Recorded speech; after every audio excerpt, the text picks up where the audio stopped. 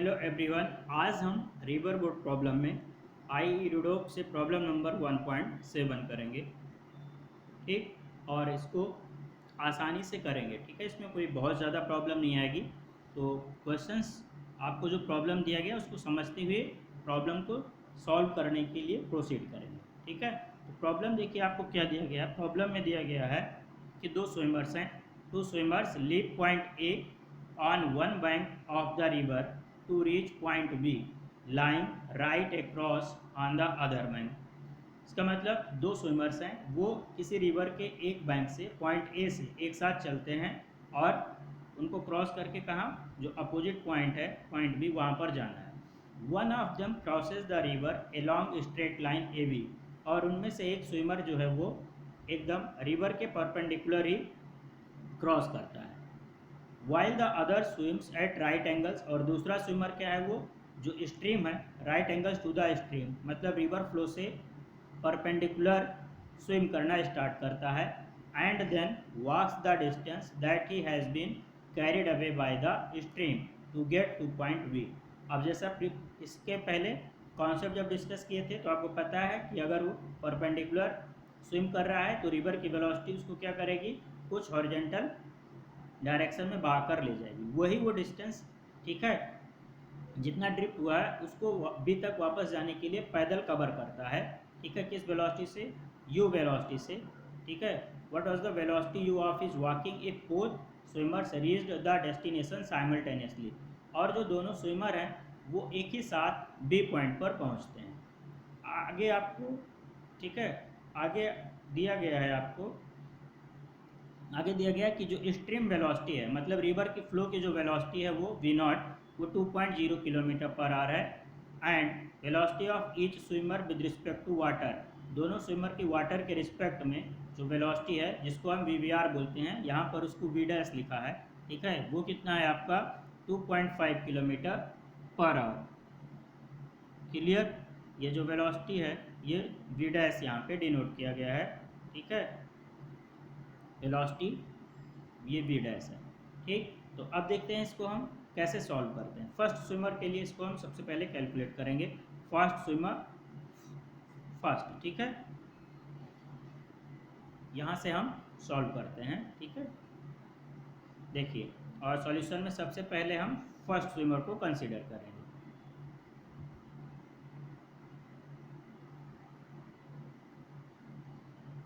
देखिए, ये आपकी रिवर है और रिवर की विड्थ हम W लेते हैं।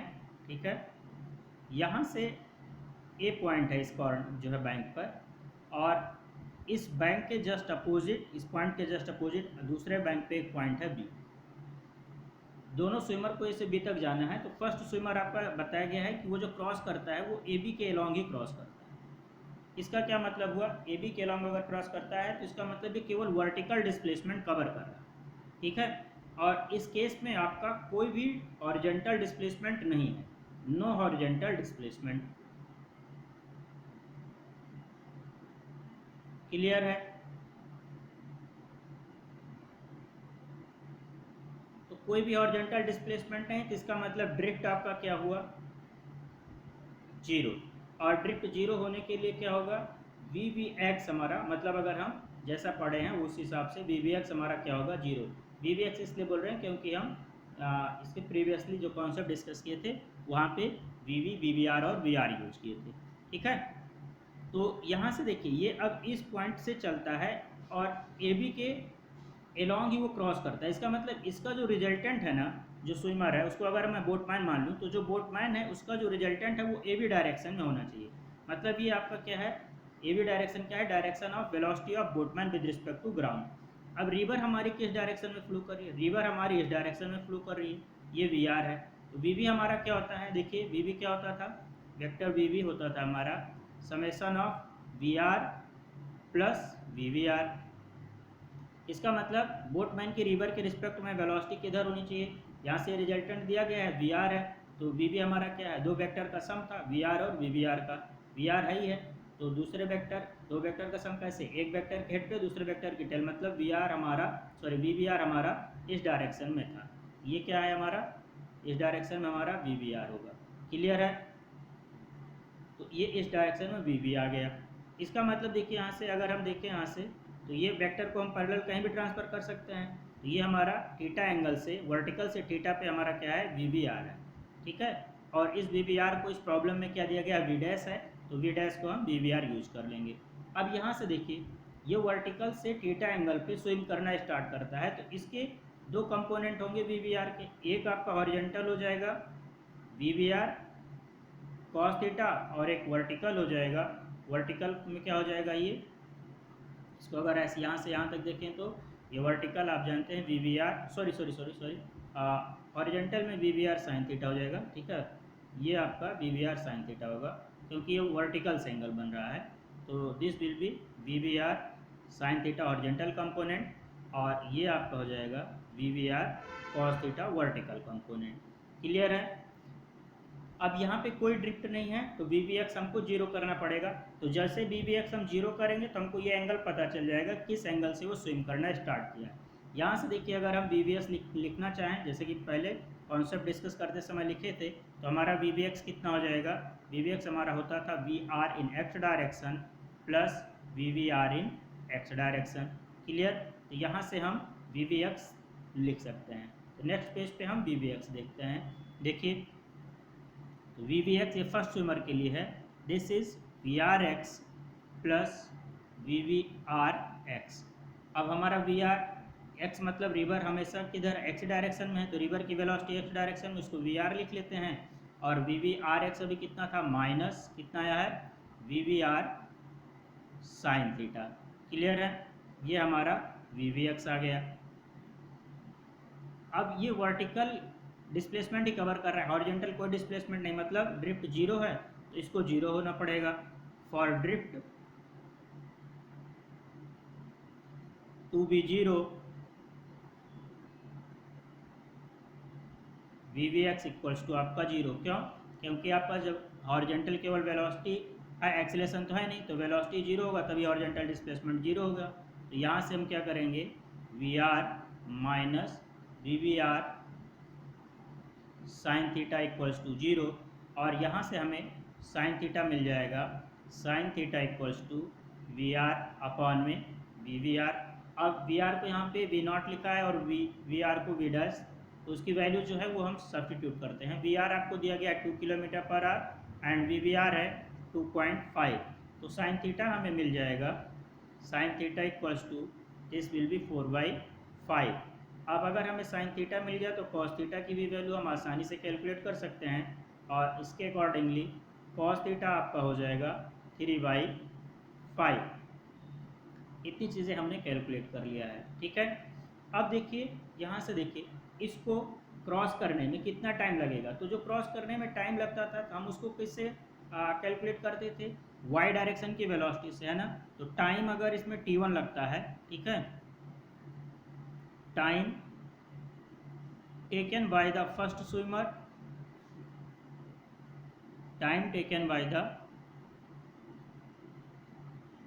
first swimmer to cross the river,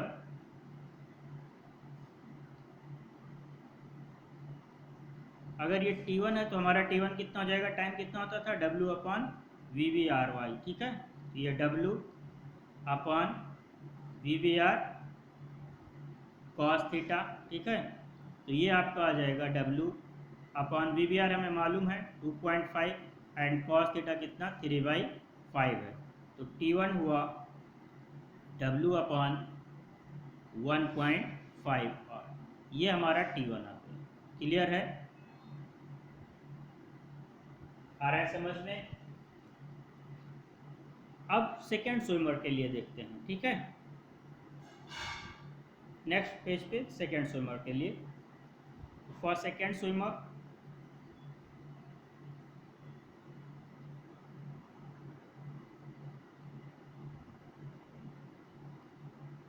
देखिए सेकेंड स्विमर आपका क्या करता है, सेकेंड स्विमर परपेंडिकुलर नहीं क्रॉस कर रहा है, सेकेंड स्विमर डायरेक्शन, ये जो आपकी रिवर की परपेंडिकुलर डायरेक्शन है, ठीक है, उस डायरेक्शन में स्विम करना स्टार्ट करता है। मतलब ये ए पॉइंट से सेकेंड स्विमर, ठीक है, इस डायरेक्शन में स्विम करना स्टार्ट करता है। और हम जानते हैं जिस वेलोसिटी से स्विम करता है बोटमैन, उसको क्या लिखते हैं हम, वी आर लिखते हैं। तो वी आर के परपेंडिकुलर है।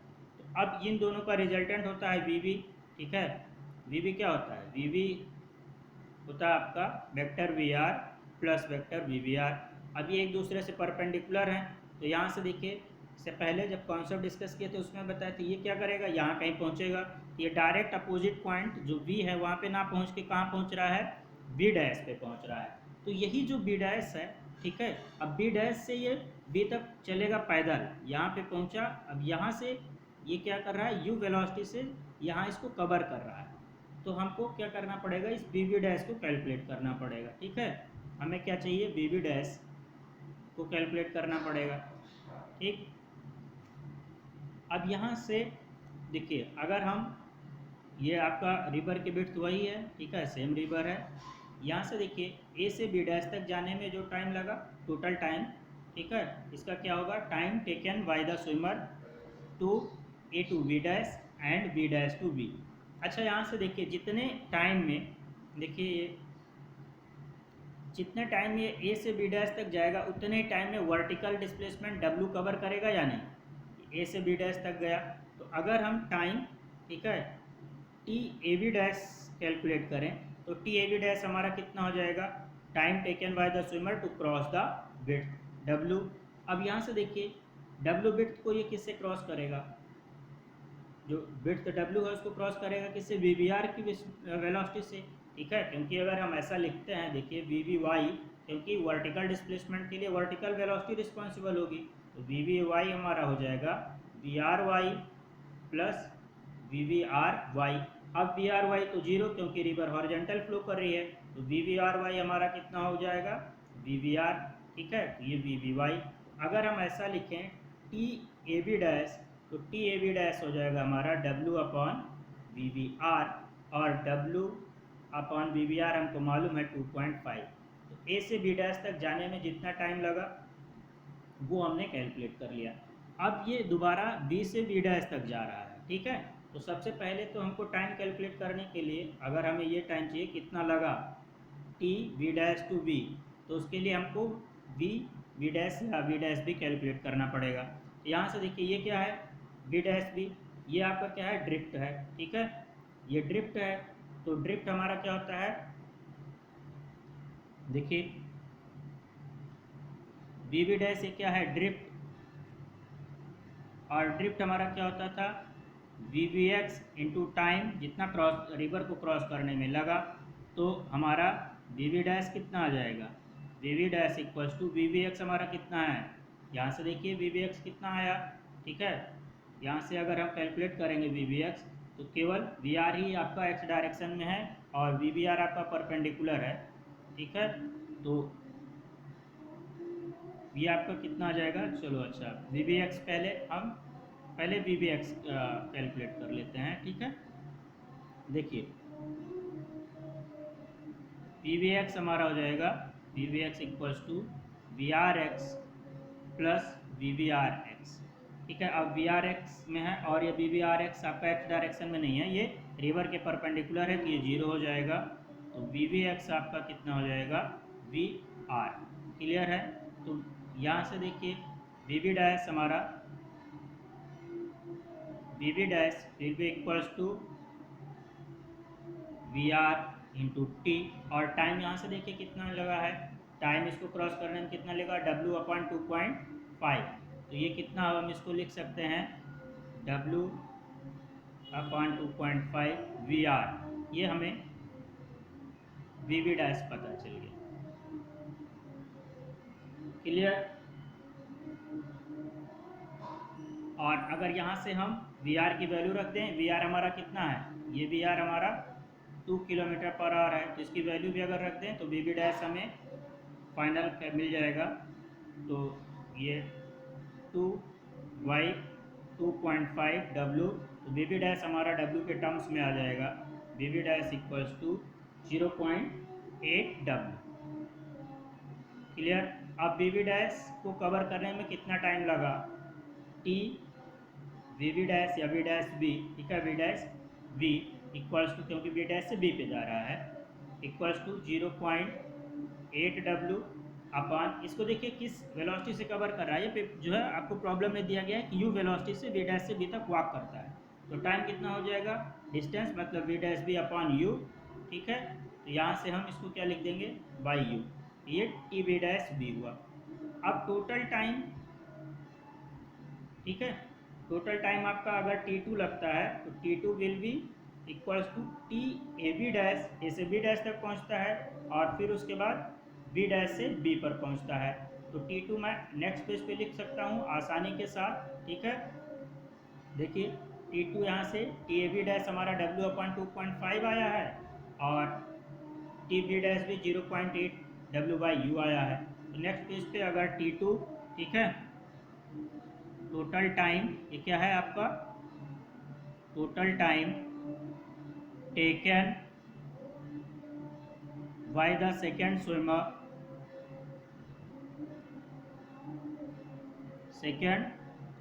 Swimmer to cross, sorry to reach the point B, तो that is T2 equals to T A B dash plus T B dash B, this is equals to ab dash w upon 2.5 plus 0.8 w by u, ये हमारा T2 आ गया। Clear है।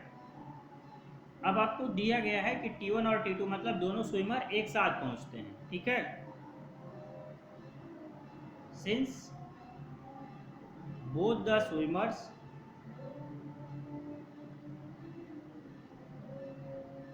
reach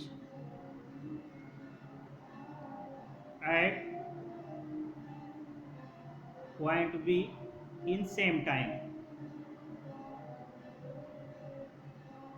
इसका क्या मतलब हुआ कि T1 और T2 आपके इक्वल होंगे, तो हम T1 और T2 इक्वेट कर देंगे।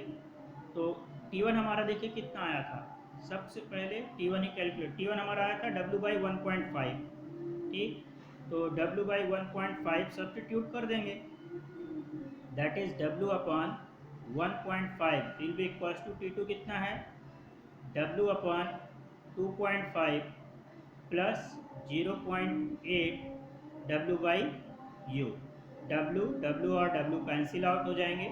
तो आपका अगर हम यहाँ से कैलकुलेट करें तो ये हो जाएगा 1/1.5 माइनस 1/2.5 इक्वल्स टू 0.8/U, और नेक्स्ट पेज पे इसको हम कर सकते हैं, देखिए that is 0.8/U equals to 1/1/1.5 minus 1/2.5, इसे कैलकुलेट कर लेंगे तो ये आपका एलसीएम जो भी आ जाएगा 7.5, that is 5 minus 3/7.5, this will be equals to 0.8/U, this is equals to 2/7.5,